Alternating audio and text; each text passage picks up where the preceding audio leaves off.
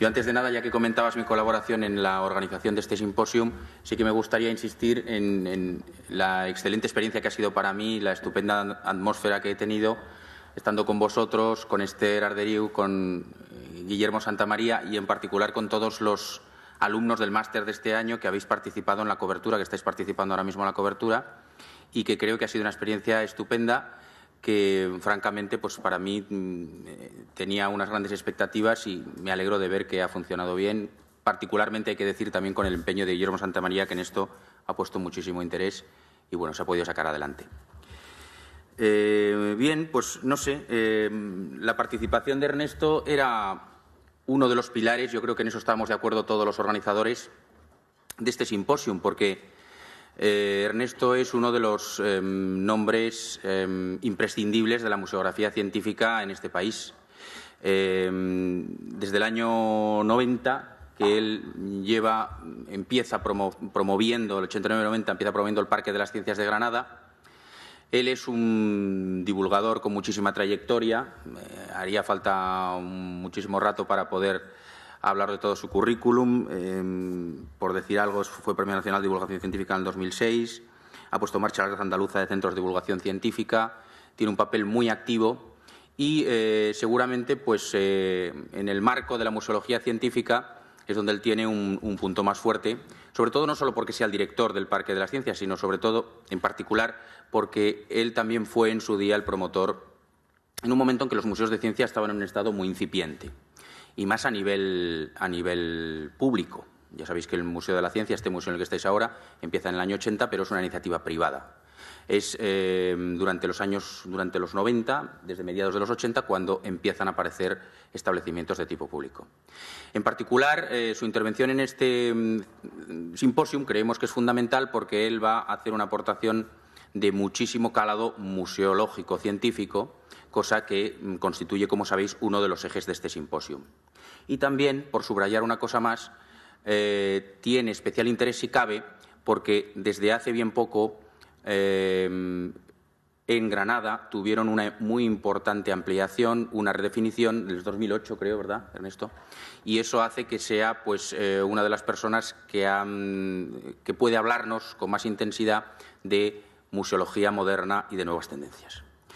Muy rápidamente voy a introducir una cosa sobre lo que vas a hablar, porque los que fuimos a la charla que dio Francesco Tonucci en el Museo Blau hace poco, quedamos realmente maravillados con las perspectivas y las posibilidades de lo que nos hablaba allí. A mí me impresionó una cosa en particular que dijo Francesco, que yo no sabía, y es que existe una ley que realmente obliga a que los niños puedan participar y puedan tener voz en todas aquellas decisiones que les atañen a ellos. Esto es una cosa que Francesco insistía mucho. Esta persona, impulsora de los consejos de niños, estuvo trabajando intensamente con el Museo de las Ciencias de Granada, aparte de que es un prestigioso educador que se mueve por todo el mundo, para dar forma a un organismo que ha resultado fundamental y de lo que nos va a hablar y del que nos va a hablar precisamente hoy Ernesto. Es el Consejo de los Niños. A la hora de hacer un museo, a la hora de trabajar en una iniciativa museológica, en cualquier iniciativa que implique a los niños en suma, parece evidente que se debería, por esta ley que nos hablaba Tonucci, o al menos sería muy recomendable, el poder escucharles a ellos. Y esto es lo que desde el Parque de las Ciencias han hecho, una vez más, de forma pionera, como otras tantas cosas que caracteriza a su museo. Yo no me quiero alargar más. Ernesto, te doy la palabra y aquí quedamos totalmente con ganas de oírte. Bueno, muchísimas gracias. ¿Se oye? Sí, ¿se oye bien? Sí. Bueno, buenos días y para mí sí que es un placer estar aquí en este museo porque, bueno, todos ustedes ya lo saben, pero los que nos dedicamos a esto, pues sabemos que aquí precisamente está un poco el origen de todo, ¿no? Es el punto ese que los físicos buscan en la materia. En el mundo de la museología en España está aquí el punto del Big Bang, ¿no? Donde empieza todo, y aquí hemos venido a beber a las fuentes cuando éramos más jóvenes, a aprender y a empezar nuestra trayectoria. Por lo tanto, para mí sí que es un placer estar aquí hoy en Cosmocaixa, ¿no? Bueno, me acompaña Lola Castillo, que es la coordinadora del proyecto este del Consejo de los Niños, y también aquí están otros amigos y compañeros, Ricardo y Gonzalo, que comparten, en fin, faenas y han compartido parte de nuestra historia. También luego a la hora del coloquio y demás, pues seguro que me echan una mano. Bien, lo que voy a presentar en fin, dos proyectos. Uno de ellos muy simple, una cosa muy modesta, muy pequeñita, y otro un poco más complejo, con más enjundia. Pero, en fin, a mí me apetece contarles muchas cosas, ¿no? Y como decía Voltaire, me voy a autolimitar, pero no me puedo resistir a dar una visión general del Parque de las Ciencias, ¿no? Porque, fundamentalmente porque creo que es imprescindible para entender las otras dos ideas, que es de lo que vengo a hablar, entender un poco el contexto en el que se hace, ¿no? El contexto en el que se hacen las cosas yo creo que es tan importante como las cosas mismas, ¿no?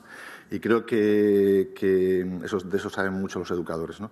Creo que no se puede entender estas propuestas sin entender en qué contexto surgen. Entonces, aunque sea muy rápido, voy a pasar un poquito que tenga por lo menos un poco el perfume, el aroma de en qué marco se inscribe esto, ¿no? Evidentemente no es lo mismo un museo en Barcelona que uno en París o en Copenhague o en Granada o en Marrakech, ¿no? Evidentemente las realidades socioculturales, económicas, la trayectoria cultural, etcétera, educativa es muy distinta. Nuestro museo, como se ha dicho antes, surge, la idea empieza en el 89-90, y se crea, se constituye, se inaugura al público en el 95 y surge en el sur del sur, ¿no? El sur del sur de Europa, en Granada, ¿no? Que es una ciudad que, como todos ustedes conocen, pues bueno, está marcada, es una ciudad pequeña, no es como Barcelona, es una ciudad que tiene 250.000 habitantes, marcada con una potencia muy fuerte del turismo cultural por la Alhambra, que es uno de los iconos en nuestro país del turismo, y marcado también porque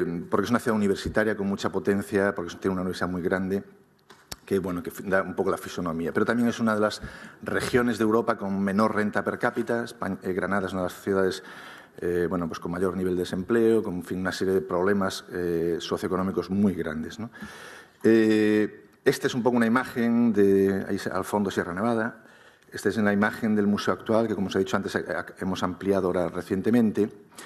Y estos son un poco los pilares, ¿no?, en los que se ha basado la filosofía de nuestro proyecto, ¿no?, que fue, por razones que no me voy a extender ahora, pero, en fin, crecer poco a poco. Nosotros no teníamos, cuando empezamos, ni mucho dinero ni muchas expectativas de futuro, y entonces, por obligación más que por devoción, hemos ido muy poquito, como casi creciendo como una estalactita, ¿no? En vez de tener de repente mucho dinero y hacer una cosa muy grande, hemos ido evolucionando poco a poco, ¿no? La comunicación contemporánea, la idea de hacer un parque con ciencia al aire libre, con espacios abiertos, que también nos ha condicionado mucho, el de presentar la ciencia de la mano de la cultura, que yo creo que el ejemplo que hemos visto antes es fantástico y nosotros hemos apostado mucho por eso, y el tema que creo que está en el fondo también nuestro, de la cooperación, de tratar de cooperar con todo el que quiera y que pueda, y buscar esas cooperaciones y la flexibilidad, ¿no? Antes vieron esta imagen del museo y antes de que vean ya un recorrido, esto fue lo que nos encontramos, y yo creo que esto condicionó mucho nuestra historia, ¿no? Nosotros en el 90, cuando los del Ayuntamiento de Granada nos da un solar, nos dio una escombrera, y nos dice, bueno, buscar dinero para hacer ahí un museo, ¿no? Y bueno, esto fue lo que nos encontramos, y la verdad que pudimos hacer el centro, pero con muchísimas dificultades, con paradas, con arranques, estando al filo del precipicio prácticamente cada día hasta inaugurarlo, ¿no? Y al principio pues tuvimos que diseñar nosotros gran parte de los módulos y hacerlos físicamente, ¿no? O sea, tuvimos que construir físicamente muchos de esos módulos, aprendiendo y copiando, por supuesto, de los pioneros de los museos de los que hemos bebido, ¿no? Y este módulo le tengo mucho cariño, fue el primer módulo que hicimos con nuestras propias manos, muy simple, pero sigue funcionando. Han pasado ya 4 millones de personas por él y sigue ahí funcionando, ¿no?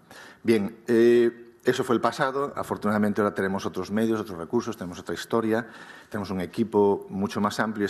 Ahora tenemos 70.000 metros cuadrados en una zona que ya no es la periferia de Granada, sino que es Granada.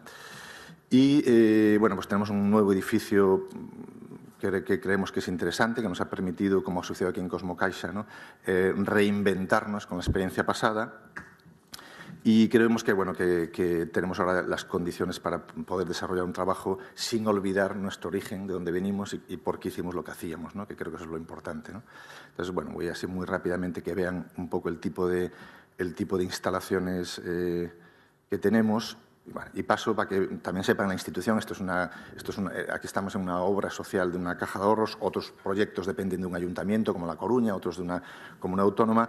Nosotros dependemos de un consorcio público, en el que están pues, todas las instituciones somos como Naciones Unidas, ¿no? Están ahí todas las entidades formando parte de este pool que es el consorcio, que tiene sus ventajas, sus inconvenientes. Hemos ido formando un equipo humano potente, pequeño pero potente. El staff del museo son unas 38 personas. Y hemos contado, y creo que justo siempre me gusta decirlo, con un inmenso apoyo de la Unión Europea para hacer posible las infraestructuras, ¿no? Esta es un poco nuestra estructura de visitantes, más o menos, en torno al 30% de nuestros visitantes son grupos de estudio, escolares y demás, y el resto, pues ahí tienen. Nosotros tenemos una característica, tenemos mucha gente con la tarjeta Amiga, tenemos en torno a 13.000 granadinos que tienen un bono anual, que es ese 11% de visitantes, y luego ahí tienen la estructura. Voy muy deprisa, pero en fin, creo que esto no es más interesante que simplemente apuntarlo un poco, ¿no? Y esto es un poco la evolución de nuestros visitantes, que estamos ahora, pues no sé, en torno al 500.000 de visitas, ¿no? Bien, algunas de las características que hemos ido aprendiendo desde el principio a hoy y que compartimos, yo creo que como otros muchos museos, es el de incrustar en las exposiciones, en los propios pabellones, este tipo de espacios que habíamos detectado que faltaban, ¿no? Espacios en los que se pueda profundizar un poco más. Esto es una sala de un gabinete anatómico dentro de la sala del cuerpo humano, en el que se pueden, pues, hacer esa endoscopia, ver esa parte de la anatomía, en fin, tener ese contacto más directo con el experto. Y bueno, esto es algo que hemos podido hacer en la ampliación, ¿no? Junto a los otros talleres más rápidos, más típicos, ¿no? En los que bueno, pues se ve una parte concreta de un tema, ¿no? Este es un taller sobre el corazón, por ejemplo. Y luego otra vuelta de tuerca que hemos dado ahora, ahí está Ana Omedes, que es otra, a lo mejor está por aquí, que es otra cosa que hemos incrustado en el museo en esta última ampliación, es el poner lo que llamamos las ventanas a la ciencia, que son algunos pequeños espacios, un laboratorio en el que ya no es tanto un taller, no es una réplica de la realidad, sino intentamos ser la realidad misma. Entonces, este es un laboratorio de plastinación en el que estamos, digamos, plastinando órganos de animales y órganos humanos, o haciendo otras tareas en el cual, digamos, científicos o personal de verdad hace su taller, su actividad, y los visitantes pues lo ven. Algunas veces hay posibilidad de entrar, en fin, según lo que se está haciendo en cada momento, ¿no? Otra cosa interesante es el tema de que nosotros apostamos también desde muy pronto por esa convergencia, romper esa discusión que había al principio, ¿no? De la interactividad pura, ¿no? La experiencia pura o los objetos históricos. Y bueno, y junto a las ceroplastias del siglo XIX, pues podemos tener estos muñecos de plástico contemporáneo en que la gente... Y esto hay una discusión muy interesante porque esto es fruto de un debate largo y yo creo que, bueno, que ahora afortunadamente las cosas están cada vez más equilibradas, ¿no? Que pueden convivir perfectamente la historia de la ciencia, el patrimonio, los elementos históricos con las nuevas tecnologías, digamos, con todo lo que es la museología contemporánea, ¿no? Y otra pincelada de esta idea de que hemos ido aprendiendo que la gente no viene a los museos a una sola cosa, no viene a aprender, ni muchísimo menos, ni viene solo a pasar el día. O sea, viene a muchas cosas, ¿no? Y yo creo que eso es importante a la hora de diseñar museos, exposiciones, tener en cuenta toda esta experiencia compleja que es una vida en un museo, ¿no? Es una experiencia fundamentalmente social, porque la gente va a un sitio, porque aprender, pues para aprender en tu casa, con Internet, podrías aprender perfectamente cómo funciona el corazón, ¿no? Ir al museo es algo más, es una experiencia social que haces con otras personas en las que suceden cosas imprevistas, es una experiencia emocional, en fin, hay todo un conjunto de cosas que no me voy a extender, pero que creemos que es muy importante, ¿no? Ese contexto, ese espacio en el que fundamentalmente debemos crear un espacio en el que nos sintamos bien, ¿no? Esta es mi hija pequeña, que ahí esto me he dado cuenta que cuando vas con niños pequeños a los sitios, enseguida notas, es muy animal esto, es muy físico, ¿no? A los mayores tenemos más conchas encima, ¿no? Pero los niños enseguida saben si se sienten bien en un sitio o se sienten mal, si encuentran su rincón o su hueco o no lo encuentran, ¿no? Y bueno, eso es uno de los objetivos, ¿no? Que hemos intentado, que de entrada el sitio, el espacio sea creativo, haya cosas distintas donde puedas encontrar recursos bueno, agradables y amenos, ¿no? Bien, nosotros apostamos mucho por tener un espacio al aire libre. Entonces, bueno, algunas imágenes de las enormes posibilidades que dan también para la educación en las primeras etapas, ¿no? El aire libre, espacios menos estructurados, ¿no? Entonces, bueno, en Granada el tema del agua es un tema muy importante, por lo tanto nosotros tenemos mucho espacio al aire libre y nos permite, pues, tener todo este tipo de infraestructuras que en principio apostamos por ellas porque eran económicas, ¿no? Porque no requerían hacer un gran edificio y tal, pero luego nos han demostrado que eran muy útiles, ¿no? Con una simple carpa, pues poder alojar distintas experiencias, ¿no? La astronomía, en fin, el Jardín de la Astronomía. Hemos apostado mucho por hacer actividades como los vuelos de rapaces o grandes experiencias como que esta la hemos copiado de aquí de Terrassa, cuando se hizo lo de los hemisferios de Magdeburgo. Y esto yo siempre digo que solo lo permite el hecho de que tener un gran espacio. Ahora esto lo hemos hecho la semana pasada, que es para la Semana de la Ciencia, el levantamiento de un gran menhir de 13 toneladas en la que la gente puede participar, involucrarse. Bueno, hay experiencias muy, muy, muy bonitas en torno a estas oportunidades que ofrece tener los espacios al aire libre, ¿no? Y hay, bueno, mariposario tropical, en fin, robots, planetarios, bueno, todo este tipo de instalaciones que conocéis en los museos. Este es el pabellón dedicado al cuerpo humano, que os comentaba antes, donde están incrustadas estos gabinetes anatómicos. Hay un pabellón dedicado a la cultura de la prevención en muchos ámbitos, la industria, la electricidad, los automóviles, el hogar, la escuela. Hay otro pabellón dedicado al Andalus y la ciencia, un pabellón grande de 4.000 metros cuadrados, porque, bueno, por razones obvias nos parecía que era importante contar un poco sobre el legado científico y técnico de Al-Ándalus. Hay otras pequeñas salas, ya no pabellones grandes, sino dedicados a estas biosfera y otras típicas de percepción, pues como las que se conocen en otros museos, ¿no? Sala Eureka. Y tenemos varios pabellones, esto lo hemos descubierto a lo largo del tiempo, que era muy importante tener espacios muy flexibles para hacer cosas temporales, ¿no? Y esto, bueno, hemos creado varios espacios muy contundentes que nos están dando un resultado fantástico, ¿no? Pues para hacer conciertos, para hacer exposiciones novedosas. Esto es el tema del patrimonio, otra vez que también como tenemos sitio, pues podemos... Bueno, y esta es la última parte, que es lo que decía antes de presentar la ciencia de la mano de la cultura. Pues lo que hemos hecho es intentar pegarnos, ¿no? Y invitar al museo, pues, a todo tipo de manifestaciones culturales, algunas en connivencia, pues estos festivales con talleres y exposiciones sobre la física del sonido, grandes eventos con orquestas sinfónicas o pequeños eventos con flamenco, teatro para niños, teatro para adultos, bueno, la poesía, ¿no? Con Lorca, que sabéis que es Granada, pues tiene una gran implicación, todo el tema de Lorca, los debates, en fin. Hemos intentado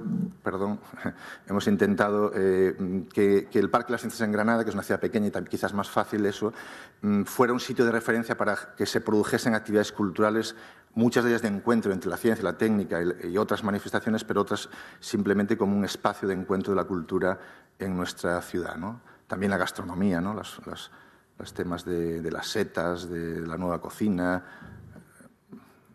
Bueno.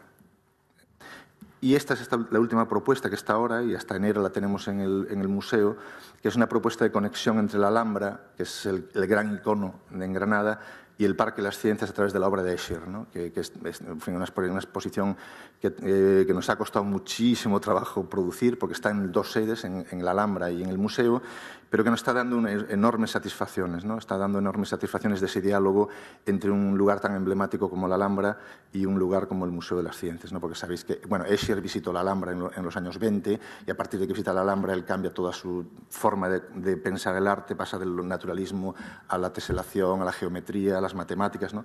Y bueno, hemos generado esta exposición que ya digo está hasta enero y que es una verdadera delicia, ¿no?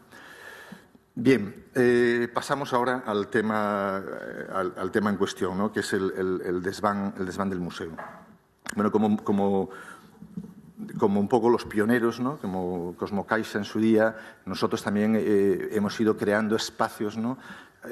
Para los más pequeños, porque compartimos la filosofía de que un museo, como se ha dicho por aquí, debe ser de 0 a 100, hoy en día ya más de 100, porque si no la gente de 100 años se queja, ¿no? De que los dejamos fuera los de 101, 102, ¿no?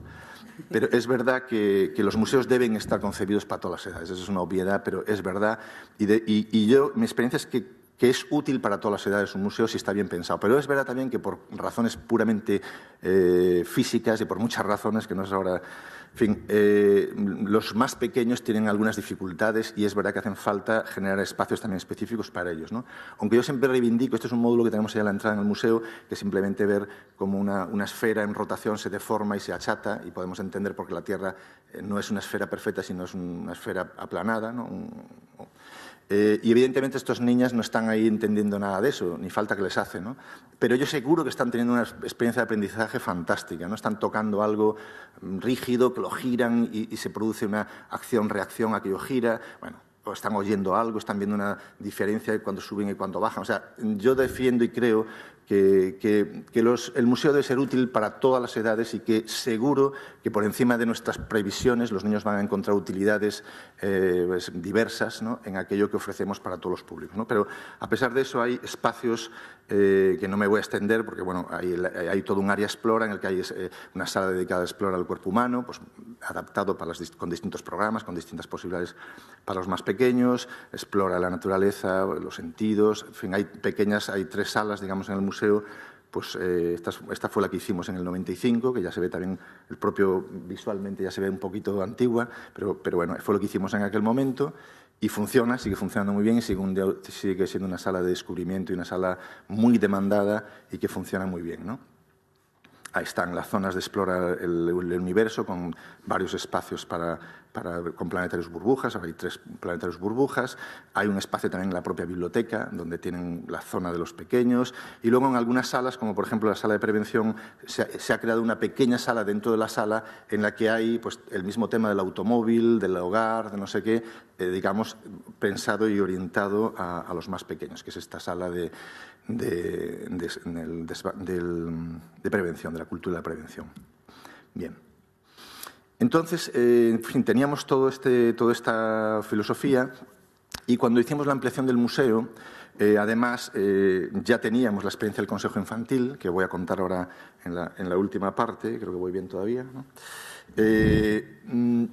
Una de las cosas que nos gustaba mucho, esto es una experiencia muy simple, verán que no es nada del otro mundo, es una cosa muy simple, que de alguna manera nos está dando resultados muy buenos, es un proyecto modesto, pero que está dando unos resultados muy interesantes y que creemos que vale la pena contar, ¿no? Por eso lo hemos traído, ¿no? Pensábamos eso, que había ya bastantes experiencias para que los niños tuviesen propuestas didácticas para ellos, pero nos gustaba hacer un espacio en el que no estuviera estructurado, ¿no? Que en el que los niños, esto es un poco como se ve desde fuera, es una sala pequeñita, básicamente es una invitación a los más pequeños a ejercitar el placer de descubrir, ¿no? De descubrir de una manera muy primaria, ¿no? Un descubrimiento personal, a desplegar la curiosidad más elemental y el ejercicio de razonamiento que busca responderse preguntas, pero no de una forma dirigida por los adultos, ¿no? Entonces, lo que hemos hecho es crear lo que podría ser un desván de un museo en el que hay objetos que son interesantes, que están allí colocados y que invitamos a que los chavales entren y estén allí con ellos y sucedan cosas, ¿no? Esto es una de las ideas que aprendimos de Francesco Tonucci. Francesco Tonucci, él hacía mucho hincapié en que los museos nos decía a nosotros, nos criticaba, porque él es muy crítico y es muy creativo en ese sentido porque te está desmontando continuamente las cosas que tú crees que estás haciendo bien, ¿no? Y dice, oye, él decía, de pequeño me gustaba mucho ir no a los sitios que habían preparado para los niños, para jugar con los columpios y tal, sino a aquellos sitios que estaban abandonados en las ciudades, el solar ese, que había un poco de riesgo, que no sabías, en fin, que no estaba especialmente pensado para los niños y tal, ¿no? Entonces, esto es muy difícil, es muy bonito decirlo, pero es muy difícil crear ese tipo de espacios. Bueno, entonces nosotros hemos creado este espacio que le llamamos el desván, en el que, bueno, es un intento de aproximación a esta idea, ¿no? En el que, bueno, ahí ven que es una sala que está todavía evolucionando, lo hemos abierto hace poco y está evolucionando, y lo que queríamos es eso, generar un espacio de libertad para los niños, ¿no? Hay distintas propuestas, se hacen también distintas iniciativas en él, pero fundamentalmente como está concebido es para que los niños encuentren un lugar donde hay cosas interesantes e interactúen con ellas, ¿no? Esta es la imagen global del sitio, es un tren de bolas de un artista suizo que nos ha creado para este espacio y que tiene muchísimas posibilidades y los niños descubren otras nuevas siempre, ¿no? Es como una especie de gabinete de curiosidades donde vamos depositando cosas para que los chavales actúen con ellas. La idea era que hubiera cajas también donde los niños abren y descubren algo que no esperaban y que pueden sacar pues, con bastante libertad y con cierta seguridad, porque el problema es que tienen que ser cosas seguras, ¿no? Y ahí, ya digo, las cosas más variadas van cambiándose los objetos. Siempre insistimos en que no hay una interpretación de los objetos, sino que les dejamos que los niños interactúen libremente con ellos, ¿no? Y hay pues una enorme variedad, ¿no? Puzzles, juguetes más de tipo matemático, laberintos, armarios con objetos, ¿no? Instrumentos musicales, armarios. Ahora estamos preparando un armario de estos ya de museo, un contenedor de estos compactos con ruedas para poder tener muchas más cosas. Una caja fuerte. Y la verdad, por ejemplo, es apasionante la cantidad de cosas que hacen los chavales con objetos como estos, ¿no? Por ejemplo, ahí descubrimos que la máquina de escribir es una cosa que para nuestra generación es una cosa muy obvia, pero la primera vez que un niño pequeño toca una tecla de una máquina de escribir es como si hubiera ido a otro planeta, porque le da una tecla, esto lo he oído yo, y dice, ¡anda! Sale un alambre. Claro, porque nosotros estamos acostumbrados que cuando le dabas a las teclas de una máquina de escribir salía un alambrito y escribía una letra. Pero esto para los niños es como la edad media. O sea, nunca han visto una máquina de escribir, ¿no? Y que el papel entra por aquí. O sea, claro, los niños jamás han tocado un teclado que no sea de un ordenador, ¿no? Entonces, bueno, la verdad es que se producen experiencias muy, muy interesantes y luego hay muchas cosas muy bonitas de interacción entre adultos, padres, abuelos y los niños, ¿no? Hay balanzas de una romana o una balanza, o sea, algunos módulos del museo típicos pues, que están allí también colocados. Esto es una desmultiplicadora que tienen que sacar es un juego para que saquen un objeto y entonces están ahí y discuten entre ellos mucho. Es muy bonito ver los análisis, las discusiones entre ellos sobre todos esos objetos. Y luego pues hay cosas que hay en un desván de un museo, ¿no? Esqueletos o réplicas de esqueletos, fósiles, lupas, colecciones, ¿no? Que pueden sacar y mover por ahí, no sé, también pues, objetos tan imponentes como una vértebra de una ballena, o también pues, pequeños terrarios, acuarios, en fin, plantas carnívoras, etc. Bien, como hay una maleta con otros objetos que se van poniendo. Y luego, por ejemplo, una cosa que hicimos que estos son las muestras de los concursos de producción de exposiciones, ¿no? Entonces, lo que hemos hecho, esas muestras que las teníamos literalmente en el almacén, las hemos puesto al servicio de los niños, ¿no? Y la verdad que, bueno, pues funcionan muy bien también, ¿no? O estos son restos, por ejemplo, de una exposición que hicimos sobre abejas. Bueno, pues hemos puesto ahí pues, algunos elementos de los que teníamos de la exposición de abejas. Entonces tienen una segunda vida, una segunda oportunidad estos objetos y para los chavales pues también tienen una primera oportunidad, ¿no?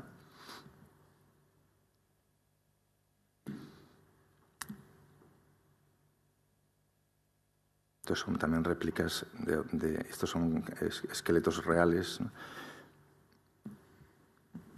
Luego también hay una zona de libros. Una de las cosas que estamos nosotros empeñados siempre, que en todas las partes del museo tenemos un pequeño rincón con libros, porque creemos que es un mensaje muy interesante hoy en día, seguir mandando el mensaje que los libros forman parte de todos los instrumentos de la cultura, ¿no? Y luego otra cosa que en el Consejo Infantil nos decían mucho los niños era que sí que había sitios para que los mayores descansen, y es verdad, ¿no? Los niños decían, bueno, hay sitios donde los mayores se sienten, pero para los más pequeños no hay sitios, ¿no? Entonces, bueno, hemos hecho esa especie de rincones, ¿no? Que eso son piedras simuladas que se tiran ahí, ¿no? Son cojines en realidad, pero que, bueno, que disfrutan y que de verdad ves que son espacios en los que ellos se sienten a gusto y pueden de alguna manera interactuar, ¿no? Bien, y como decía, esta es la experiencia del desván del museo. Y ahora os cuento también muy rápido la experiencia del Consejo Infantil, ¿no? Bien, el Consejo Infantil, bueno, la idea surge...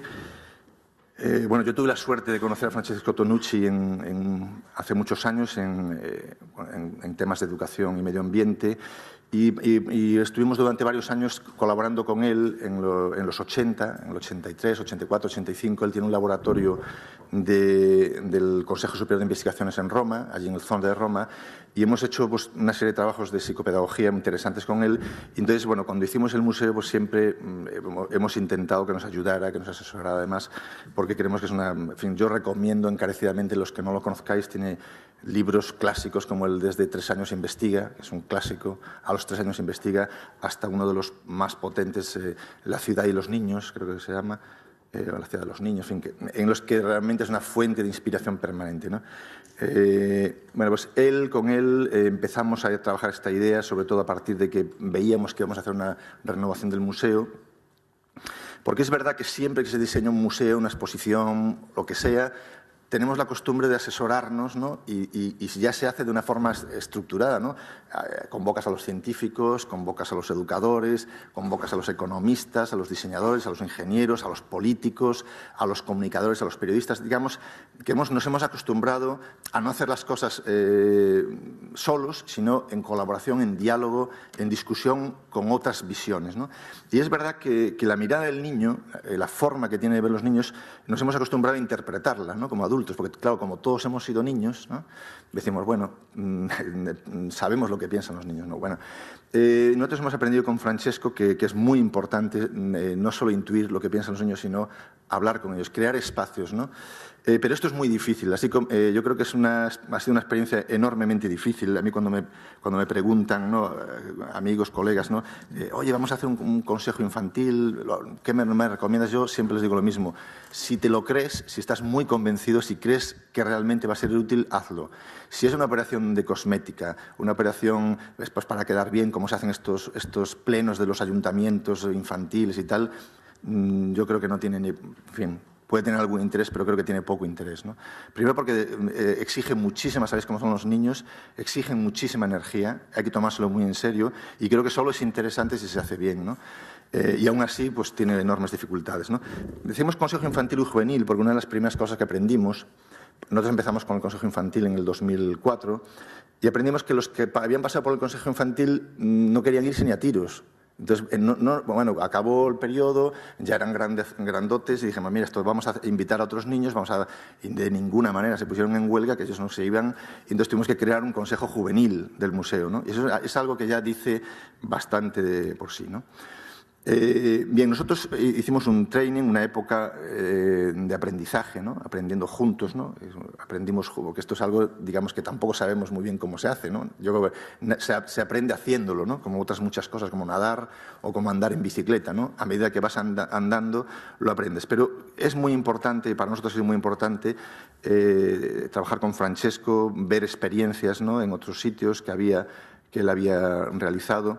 Y entonces, antes de empezar, pues hicimos toda una serie de actividades, de experimentación, de diálogo con Francesco, con nuestros equipos del propio museo y con escolares de distintas edades, con niños, que si de familias, que si de colegios, etcétera, ¿no?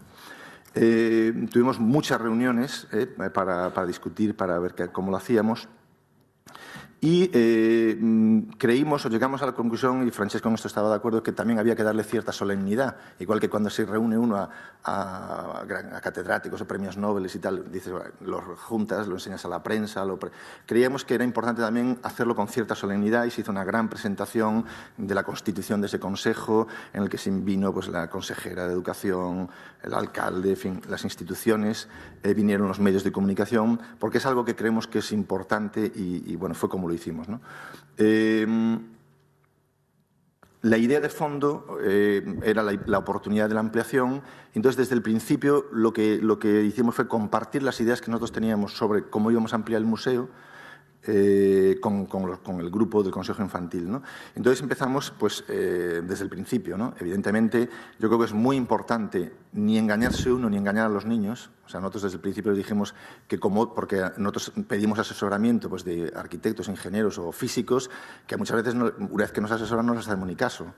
Es que es así, la responsabilidad es del que toma las decisiones, ¿no? Y por lo tanto yo creo que es importante no hacer creer a los niños que vamos a hacer lo que ellos dicen, sino decirles, bueno, vamos a hablar con vosotros, vamos a discutir, vamos a tener vuestra opinión en cuenta como otras opiniones. Yo creo que eso es muy importante para evitar, bueno, disfunciones, ¿no? Y por lo tanto, bueno, pues en fases de maqueta, en fases de planos, en distintas fases hemos ido dialogando, reuniéndonos, etcétera, ¿no? Han participado este Consejo Infantil en los momentos un poco, en los iconos, ¿no? De todo el proceso, desde la puesta de la primera piedra, ¿no? cuando pusimos la primera piedra, pues bueno, el Consejo Infantil, igual que estaba, pues no sé, la Cámara de Comercio o el Ayuntamiento o la tal, pues estaba también el Consejo Infantil y participaron. Y todas estas son cosas bueno, que podéis imaginaros, ¿no?, que implican pues, el convencimiento por parte también de ellos de que son una parte del proyecto, ¿no?, de que están participando en los hitos, ¿no? Bueno, esto ha sido, como todas las obras, es un proceso muy largo y bueno, hemos hecho pues eso, visitas de obras que han sido francamente interesantes en las distintas etapas, ¿no?, del proyecto. Y luego, otro de las dinámicas que se han generado muy interesantes es la de la realización de propuestas concretas, ¿no? Y esto es interesante, digo, con éxito, sin él, porque es verdad que ha habido propuestas muy exitosas, o sea, algunas que pueden parecer una tontería monumental, pero que nosotros hemos valorado mucho y las hemos ejecutado. Por ejemplo, esto es una propuesta que alguien puede decir que es trivial, pero en un consejo infantil los niños dijeron que faltaban fuentes. Y dijimos, bueno, ¿cómo que faltan fuentes? Dices, sí, claro, es que los niños, claro, y luego lo piensas bien, un adulto, cuando está pues, visitando un museo, un complejo grande como este, pues si tiene sed, se echa mano al bolsillo, se va a la cafetería, o busca donde tal, pero los niños tienen una dinámica distinta, van siempre un poco llevados por alguien y no tienen esta posibilidad de sacar el dinero y irse a la cafetería, o no por lo menos en las edades primarias.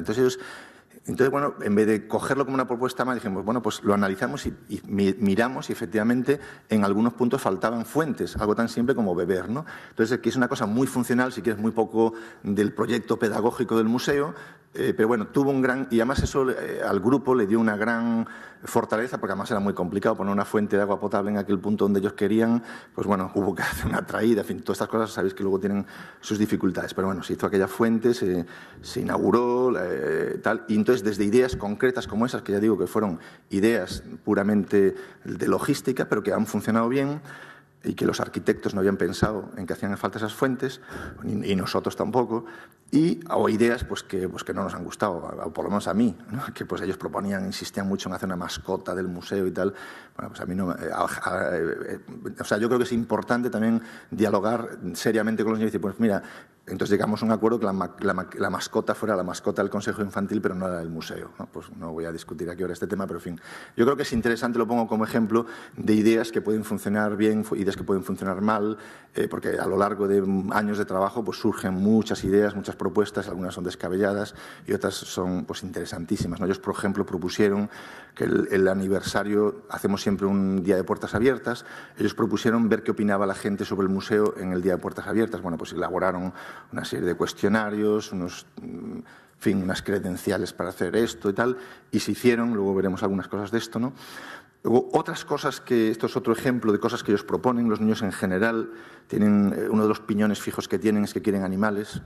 Eso es una cosa que es una cosa muy de los niños, y en todas las exposiciones pondrían ellos animales, ¿no?, porque les gusta y es normal. Todos recordamos cuando éramos niños que nos atraen más los animales que las plantas, ¿no? No sé por qué. No sé por qué hay botánicos, de hecho yo, pero el director científico del museo es botánico, que no me oiga. Pero los animales desde pequeño te atraen porque se mueven, escapan, corren, te miran, te agreden, en fin. Tiene para un niño es algo muy atractivo, las plantas es un atractivo posterior, ¿no? Entonces, bueno, hemos hecho pues, un esfuerzo suplementario, ¿no?, en esa idea de en las exposiciones, pues, por ejemplo, esta es una exposición sobre el veneno, y a veces nos metemos en unos líos enormes, pero, en fin, cuando creemos que la propuesta vale la pena, pues las medusas, que son pues, un animal también venenoso, pues en una de las exposiciones que hicimos sobre veneno, pues bueno, ellos querían que si hubiera un acuario de medusas, hicimos el esfuerzo de hacer ese acuario de medusas, y la verdad que luego funcionó muy mal al principio porque se nos morían, no había manera, y decíamos, maldito el día que se nos ocurrió hacer el acuario de medusas, y luego al final funcionó muy bien cuando tuvo éxito y nos poníamos la medalla de que aquello iba muy bien, ¿no? Bueno, luego también otra cosa que hacemos con ellos es que cuando ponemos en marcha nuevos proyectos, bueno, pues si podemos, pues ellos antes de inaugurarlo pasamos un poco por su filtro, lo ven. Esta es Paz, que es la jefa del Departamento de Educación, recorren el taller, ven los espacios, hacen propuestas, sugerencias, críticas, en fin, lo trastean todo, y entonces, bueno, pues es un estímulo más, un feedback más que tenemos, ¿no? Incluso en algunas ocasiones cuando diseñamos un taller para las exposiciones, ¿no?, pues con ellos lo experimentamos Bueno, lógicamente, otro de los temas es el que participan, ¿no? Como decía antes, en los aniversarios, en las puertas abiertas, en las fiestas de la ciencia. Este es el 10º aniversario que se propuso plantar un árbol centenario por el 10º aniversario. Bueno, y ellos han participado. Estos son los encuentros solares, ¿no? Que son otras iniciativas que hemos hecho con una fundación de aquí, precisamente de Barcelona, con la Fundación Terra. Bueno, distintas, entonces todo lo que son actividades, fiestas y demás, pues contamos con ellos como amigos, como colaboradores, como en fin, una parte más de la gente que hacemos el museo, ¿no? Y, como decíamos, pues también con ellos además como son unas hormiguitas y cuando se proponen una cosa la hacen, ¿no? La acaban sacando, pues hemos hecho pues eso, evaluaciones de estas cosas que ellos planteaban y viendo qué es lo que la gente opinaba, como si era fiable o no era fiable, en fin, todo este tipo de cosas, ¿no? Y los hemos hecho con ellos y también con el equipo del museo, ¿no?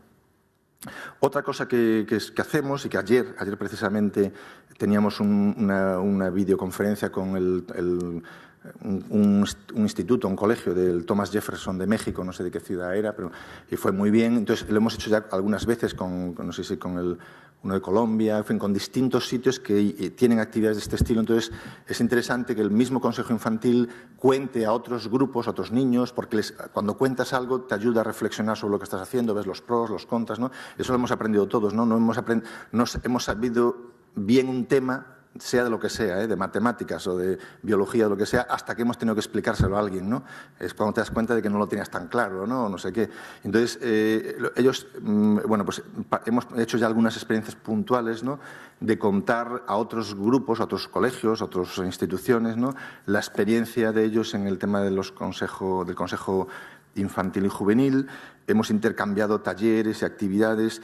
Y luego ha habido iniciativas potentes de ellos que cuando se han enterado de que había tal cosa en el museo pues han querido participar y hacerlo, con lo cual hemos visto que hay un activismo por ellos muy, muy fuerte, ¿no?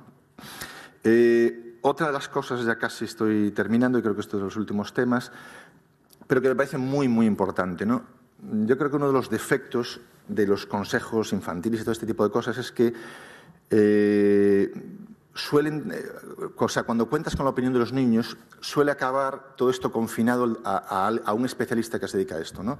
Por ejemplo, al Departamento de Educación. Entonces, el Consejo Infantil interactúa con el Departamento de Educación, pero que a su vez cuando ya los museos son grandes o las instituciones son grandes o lo que sea son grandes, al final se aíslan, ¿no? Entonces, nosotros hemos hecho verdadero hincapié, y esto es lo que más esfuerzo ha costado, ¿no? Y por eso te lo tienes que creer bien, en que intentar buscar la forma de crear una interacción real, no que el Consejo Infantil se reúne con la coordinadora luego se lo cuenta a la dirección o al de mantenimiento y tal, sino buscar, no mucho, pero un par de veces al año, ¿no? en el que hay una interacción potente, ¿no? Entre técnicos del museo y el propio Consejo Infantil, no para que alguien cuente lo que ellos creen, sino para interactuar, ¿no? Porque esto es lo que realmente permite que todo el equipo del museo, porque yo creo que eso al final es lo realmente valioso, o sea, lo realmente valioso no es la propuesta de la fuente, ni el que se ponga un taller más o no menos, de que si se ponga el animal o no se ponga. Lo realmente importante, ¿no? Es la sensibilidad que se crea en un equipo de un museo de tener la mirada de los niños, ¿no? De una parte importantísima de los usuarios del museo, porcentaje muy alto de los usuarios del museo, que tienen una mirada distinta. Tienen una mirada distinta del profesor de biología, una mirada distinta del experto, del economista, en fin. Entonces, ellos tienen su propia mirada y, de alguna forma, impregnar, ¿no? esa actitud a todo el equipo del museo, ¿no? Entonces, nosotros hemos intentado eso, que estén con los técnicos, con los científicos, con el Departamento de Educación, con los técnicos de mantenimiento, con la dirección, etcétera, ¿no? Entonces, generar encuentros entre puntos de encuentro y diálogos lo más abiertos posibles, ¿no? Y incluso, siempre que podemos, crear debates con ellos y crear pues, espacios de, digamos, un poco de tensión, ¿no? En los que puedan salir las cosas de verdad y no solamente aceptar lo que se propone, ¿no? Y en proyectos, incluso algunos, y esto ahora tenemos una gran exposición sobre T-Rex, un proyecto fantástico con el Museo de Historia Natural de Londres y con otras 8 instituciones de España, el Museo de Sabadell también. Entonces, de alguna manera hemos también interactuado un poco con ellos contándoles el proyecto, escuchando sus opiniones, haciendo visitas durante el periodo del montaje. Esto es unas cosas muy complicadas. Sabéis que las visitas en periodos de montaje son muy complicadas, pero bueno, estamos, en la medida que podemos, creando estos espacios, ¿no? Luego ellos han propuesto cosas que hacíamos de una manera, hacerlas de otra, ¿no? Esto es un ejemplo muy típico de cosas que ellos proponían y que, bueno, que no querían que las hiciéramos como hacíamos, ¿no? Ellos insistían en que cuando dábamos conferencias para los niños, que venían científicos a contar, al final eran un poco aburridas, era muy teórico, la gente explicaba mucho y tal, y a ellos, entonces, después de mucho hablar y de mucho tal, a ellos lo que querían es que si venía un tío que hacía, una investigadora que hacía prospecciones al Ártico, a veces no sabía ni cómo explicarlo, ¿no? Pero lo que querían es tener esa emoción. Entonces, al final era, bueno, ¿qué herramientas llevan? ¿Cómo es la ropa que se ponen allí? Estas cosas que decís, estos muelas que se meten al fondo y perforan, ¿cómo son? Entonces, bueno, generamos, al principio, pues hacíamos unas charlas para el propio Consejo Infantil, pues que ellos consideraban que eran aburridas, que eran interesantes, porque, bueno, había gente de primer nivel que venía a contárselo, pero bueno, han ido evolucionando y hemos ido aprendiendo a hacer estas actividades, bueno, implicando pues esa otra parte que les motiva más, que les permite a ellos abrir los poros, ¿no?, del interés y de la curiosidad y ver las herramientas que se utilizan y demás, ¿no? Esto, la verdad que son cosas, pues bueno, que vamos aprendiendo de cómo hacer mejor las cosas de ellas, ¿no? Porque nosotros teníamos un programa de fomento de vocaciones científicas desde hace muchos años en los que han venido, pues, científicos de todos los niveles a contarle a los chavales, a los jóvenes, cómo ha sido su carrera profesional, qué hacen y tal, y ellos cada vez más lo que quieren es que se haga eso, pero que también de alguna manera busquemos estrategias para hacerles llegar el pálpito de qué es lo que hacen, ¿no? Y por eso estamos montando todos estos talleres de arqueología experimental, porque claro, les gusta que un arqueólogo les cuente lo que hacen, pero lo que les gusta también es lo mismo que a mí. O sea, yo, por ejemplo, ya he visto miles de veces, como vosotros, hojas de sílex en las vitrinas de los museos, ¿no? Yo realmente, hace no tanto tiempo, la primera vez en mi vida que corté de un núcleo de sílex, hice la lasca y corté con una hoja de sílex un trozo de cuero, dije, ostras, pero ¿cómo corta esto? Esto es como es increíble, claro, te cambia completamente la visión y tal. Eso también les pasa a los niños, ¿no? Entonces, bueno, estas son cosas, ya digo, que hemos ido aprendiendo. Hemos visto que son muy participativos, que cuando encuentran el cauce, la verdad es que son muy, muy, muy participativos y que si no es una cosa ajena al museo, creo que con esto ya termino, si no es una cosa ajena al museo, sino que son de verdad, aparte del museo, suceden cosas imprevistas interesantes, ¿no?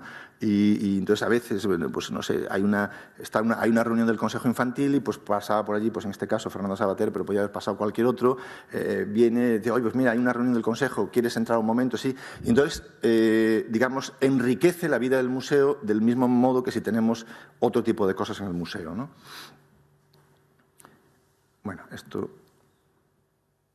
Ahora esta es la última fase, que estamos haciendo el biodomo, que es un nuevo proyecto que inauguramos ahora, o sea, que hemos empezado ahora y que estamos ya con ellos, pues con todo lo que hemos ido aprendiendo, haciendo pues todo el proceso ahora desde el principio en un nuevo espacio que creamos, se llama el biodomo, y lógicamente se está empezando a generar una reflexión sobre la experiencia de ellos, la experiencia nuestra. Estamos todavía en una etapa incipiente. Hemos participado, pues Lola y Paz, en algunos ya congresos explicando la experiencia del Consejo Infantil ya de una forma más detallada. Hay experiencias muy bonitas de lo que ellos, porque es distinto lo que ellos dicen sobre el Consejo Infantil cuando hablan y cuando lo escriben tranquilamente en casa, y hay ideas fantásticas de cómo, en fin, vamos un poco recogiendo opiniones y ideas, ¿no? Y hemos descubierto que algunas cosas que, como estos son proyectos nuevos de las microexposiciones itinerantes, las exposiciones de investigación en el aula, en el museo, o las propias exposiciones del museo,